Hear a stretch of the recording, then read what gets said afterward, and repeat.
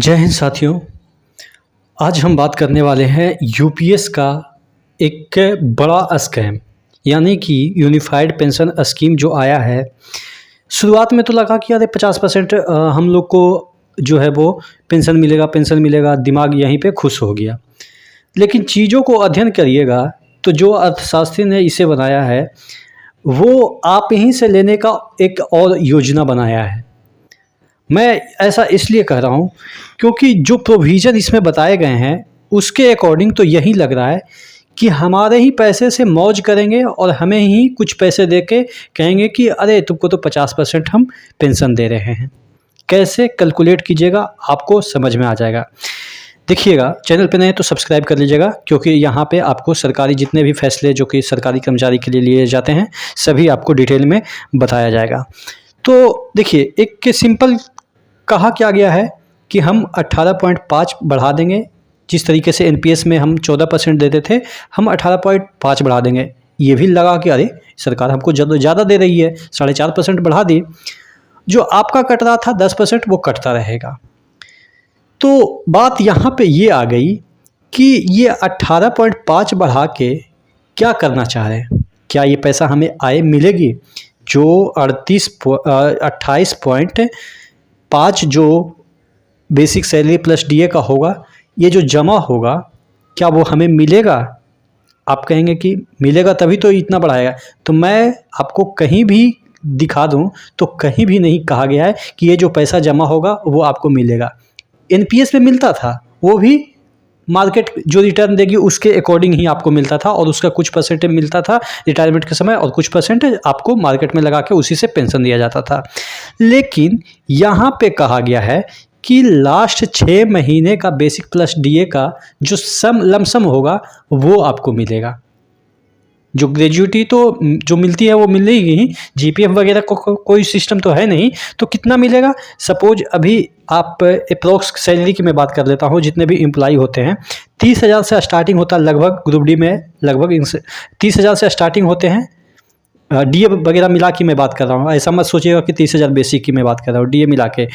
और एक आप जहाँ भी काम करते होंगे वहाँ का जो हाईएस्ट पोजीशन पे जो बंदे होंगे उनका सैलरी 1,20,000 30,000 के अराउंड ऐसे ही रहता है।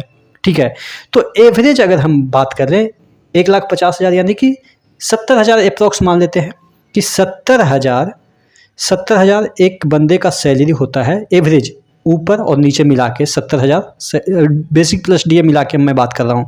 70,000 होता है, उसमें से 10% आपका कटेगा यानी कि 7,000 कट जाएगा। 7,000 एक महीना में कट रहा है तो एक साल में कितना हो गया? 84,000 आपका सरकार के पास गया। और एवरेज बंदा 30 साल तो जॉब करता ही है, कोई 40 साल भी करता है, कोई 28 साल भी करता है। तो एवरेज की मैं बात कर रहा हूँ, 30 साल कोई भी जॉब करता ही है। आप कितना जमा कर रहे हैं? एक साल में 84,000, 30 साल में कितना हो जाएगा? 8 24, 24 लाख तो मिनिमम की मैं बात कर रहा हूँ। जब आपका वेतन कितना होगा? 70,000 होगा।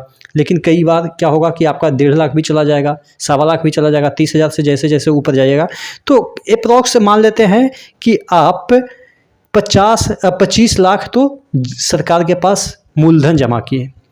अब जो ये मूलधन हर साल आपका 84,000, कभी 1 लाख, कभी 1.5 लाख जमा हो रहा है, उस पर तो इंटरेस्ट भी लगेगा ना। और मार्केट जैसा म्यूचुअल की मैं बात कर रहा हूँ वो लगभग 30 साल में 3 गुना कर देगी। 3 गुना की मैं बात कर रहा हूँ 30 साल में। 10 साल में 2 गुना तो हो ही जाती है, 30 साल की मैं बात कर रहा हूँ 3 गुना तो मिनिमम करेगी। मैं मान लेता हूँ कि 3 गुना नहीं करेगी, 30 साल में 2 ही गुना होगा। इतना तो आप मान सकते हैं। 50 लाख तो कम से कम 25 का 50 लाख तो होगा ही 30 साल में। ये मिनिमम की बात कर रहा हूँ। जब कुछ भी कोरोना जैसा परिस्थिति 10-12 आ जाए तब भी मैं बात कर रहा हूँ कि 25 का 50 तो मिनिमम होगा। ये आपके 10 साल में ही हो जाएंगे, लेकिन मैं मानता हूँ कि चलो 30 साल में 85 लाख हुआ। 50 लाख तो आपका कहाँ पे चला गया? ये आपका ये 10% की मैं बात कर रहा हूँ, उसमें 18.5 नहीं जोड़ रहा हूँ। आप समझिएगा, 10% से ही आपका जो पैसा हो जाता है 50 लाख हो जाता है जब आप रिटायर होते हैं तो। और देगी सरकार कितना? 6 लाख। कैसे? अगर सपोज उस समय 1 लाख आपकी सैलरी है, 6 महीने का कितना हो गया? 6 लाख। ठीक है, तो 6 लाख आपको देगी, या ज़्यादा से ज़्यादा 8 लाख मान लेते हैं। और आपका पैसा कितना है? 50 लाख। यानी कि आपके ही पैसा 50 लाख में 10 लाख मान लेते हैं, 6 नहीं 10 लाख मान लेते हैं, 10 लाख आपको दे देगी और उसके बाद क्या करेगी, 50 लाख में 40 लाख वो खुद रख लेगी और 40 लाख से आपको पेंशन देगी। कितना दिन जिंदा रहिएगा आज के समय में आपको भी पता है, कोई अब 90 बरस और 100 बरस तो जीने वाला है नहीं, 60 तक ही पहुंच जाए वही काफ़ी है। उसी 40 लाख में हो सकता है कि 10 लाख आप पेंशन पे खर्चा करें, यानी कि आपको पेंशन मिले और आप टें हो जाए, यानी कि फिर भी पति पत्नी दोनों की मैं बात कर रहा हूँ, फिर भी 30 लाख तो आपका पैसा सरकार के ही पास रह गया, जिसे कोई नहीं निकाल सकता, आपके बच्चे नहीं निकाल सकते क्योंकि एलिजिबल है ही नहीं उसके लिए, आपके स्पाउस ही निकाल सकती है, पेंशन ले सकती है। तो यानी कि 30 लाख तो वो खुद आप ही का पैसा रख लिया सरकार। और ये जो 18%, 18.5% वो सरकार दे रही थी, उसका क्या हुआ, वो तो इसका कोई जिक्र ही नहीं है। ये तो सिर्फ दिखावे के लिए कि हम 18.5% दे रहे हैं। ये 50% भी देता तो इससे क्या फ़ायदा है। हमारा ही पैसा जब आप रख रहे हैं तो अपना पैसा तो ऑलरेडी रखे हुए हैं ही, आप बात को समझ रहे हैं। ये 10% में ही हमारा पैसा रख के हमें पेंशन उससे दे रहे हैं, और पेंशन में जब तक जिंदा रहें तब तक ठीक है, और नहीं तो वो भी पैसा हमारा उन्हीं के पास रहेगा। यानी कि एक प्रकार से ये जो एनपीएस वाला था ना, उससे भी मतलब कि ऐसा सिस्टम लगाया है कि एनपीएस तो कुछ उससे भी बेटर हमको अब समझ में आ रहा है। तो टोटल कहने का मतलब ये है कि जस्ट एक हवा दिखा, सिर्फ इसमें क्या दिखा दिया गया, शुरुआत पहला पॉइंट इन्होंने कितना बड़ा ऐलान किया कि हम 50% आपका बेसिक का देंगे जैसा कि पहले मिल रहा था। भाई उस चीज़ को लालच दिखा के ये अंदर से कितना बड़ा हाथ मारे हैं, ये अब समझ में आ रही है। तभी शुरुआत से ही यूनियन क्यों इसका अपोज कर रहा है कि हाँ हमको ओपीएस ही चाहिए। इसके पीछे की वजह यही है। आप जितने भी न्यूज़ चैनल पर देखिएगा, जो भी इस बात को समझते हैं कि ये एक बड़ा स्कैम है, एक बड़ा धोखा है, तो आप समझ पाए होंगे कि हमारे ही पैसे से हमें पेंशन भी दे रहे हैं और पेंशन के बाद हमारा पैसा रख भी रहे हैं।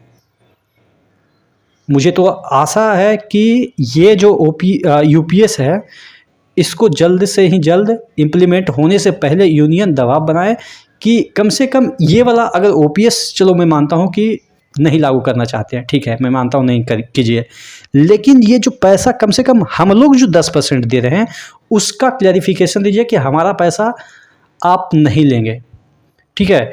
और ये 18% वाला तो आप दे भी, 0% भी आप देंगे, इसमें ऐड करेंगे तो हम लोग को कोई घाटा ही नहीं है। आप ये जो 18.5% दे रहे हैं उसको हटा लीजिए, हमको नहीं चाहिए आपका पैसा 18.5। जो 10% हम लोग जो पैसा दे रहे हैं वो हमें रिटर्न कर दीजिए, विथ जो भी इंटरेस्ट लगता है वो हमें रिटर्न कर दीजिए। बस इतना ही तो चाहते हैं। ये ओपीएस वाला मामला एकदम से सॉर्ट आउट हो जाएगा।